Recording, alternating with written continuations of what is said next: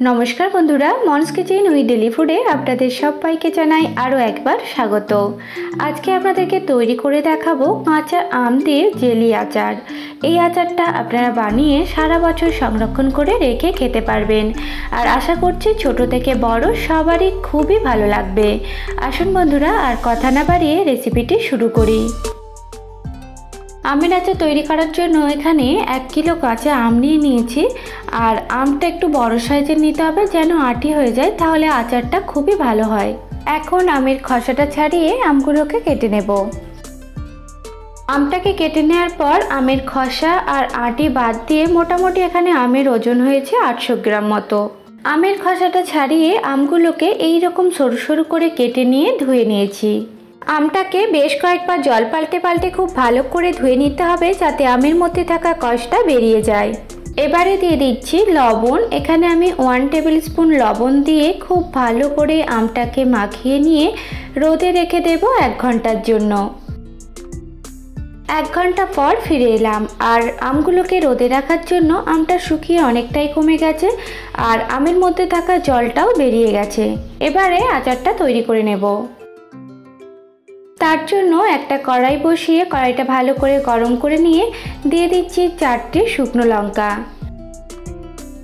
লঙ্কাগুলোকে শুকনো ভেজে নেব।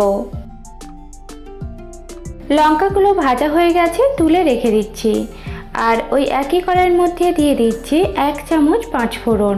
পাঁচ ফোড়নটাকেও শুকনো ভেজে নেব যতক্ষণ না পর্যন্ত পাঁচ ফোড়ন থেকে একটা সুন্দর গন্ধ বের হচ্ছে।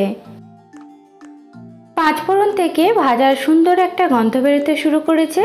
এখন ঢেলে নিয়ে ঠান্ডা করে তারপর গুঁড়ো করে রেখে দেব। এই আচারের জন্য কোনো তেল ব্যবহার করব না, তাই ওই একই কড়াইয়ের মধ্যে দিয়ে দিচ্ছি 700 গ্রাম চিনি। আমটা কতটা টক বা আপনারা মিষ্টিটা খেতে কীরকম পছন্দ করেন সেই অনুযায়ী চিনিটা ব্যবহার করতে পারেন। এরপর দিয়ে দিচ্ছি সামান্য পরিমাণে জল। এবারে চিনিটাকে গলিয়ে নেব।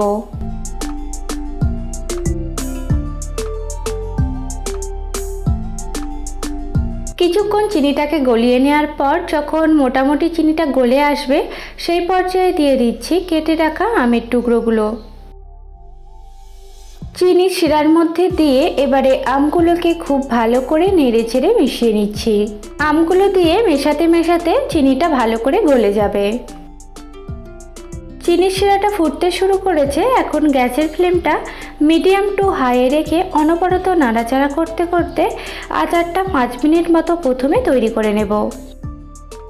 5 মিনিট জাল করে নেওয়ার পর এখন দিয়ে দিচ্ছি 2টো ছোট এলাচ একটু থেতো করে দিয়েছি, এতে করে আচারের মধ্যে খুব সুন্দর একটা ফ্লেভার আসে। ভেজে রাখা শুকনো লঙ্কাগুলোও দিয়ে দিচ্ছি। লঙ্কার মোটাগুলোকে ফেলে দিয়েছি। নেড়ে চেড়ে মিশিয়ে নিয়ে দিয়ে দিচ্ছি কিছুটা পরিমাণে কাজু আর কিশমিশ। এগুলো একেবারেই অপশনাল, আপনারা যদি দিতে না চান তাহলে বাদ দিতে পারেন, তবে দিলে আচারটা খেতে কিন্তু ভীষণই ভালো লাগে।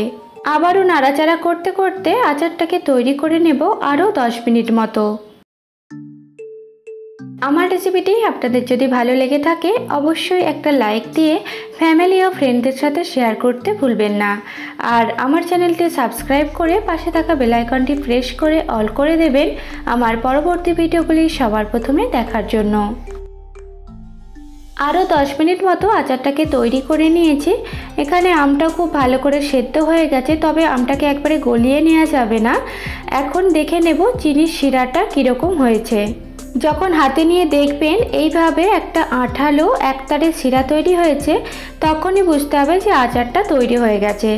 এর থেকে আর ঘন করা যাবে না, তাহলে কড়া পাক হয়ে যাবে, তাতে করে আচারটা খেতে একদমই ভালো লাগবে না। আচারটা একেবারে শুকিয়ে ঘন হবে না, ঠিক এই রকম জেলি মতন থাকবে। আর এখানে আমার আচারটা তৈরি হয়ে গেছে। এখন দিয়ে দিচ্ছি যে মশলাটা ভেজে রেখেছিলাম তার থেকে 1/2 চামচ দিয়ে দিলাম। প্রথমে আমের মধ্যে লবণ ব্যবহার করেছিলাম বলে আর আচারের মধ্যে লবণটা দিলাম না। মশলাটাকেও আচারের সাথে নেড়ে চেড়ে মিশিয়ে নিয়ে গ্যাসটা বন্ধ করে দিচ্ছি। বন্ধুরা দেখলেন কত সহজেই তৈরি করে নেওয়া যায় কাঁচা আম দিয়ে এই রকম একটা জেলি আচার। এই আচারটা বানিয়ে আপনারা সারা বছর সংরক্ষণ করে রেখে খেতে পারবেন। আশা করছি আমার রেসিপিটি আপনাদের ভালো লেগেছে। আজকের মতো বিদায় নিচ্ছি, আবারও অন্য কোনো রেসিপি নিয়ে হাজির হব। ভিডিওটি শেষ পর্যন্ত দেখার জন্য আপনাদেরকে অসংখ্য ধন্যবাদ।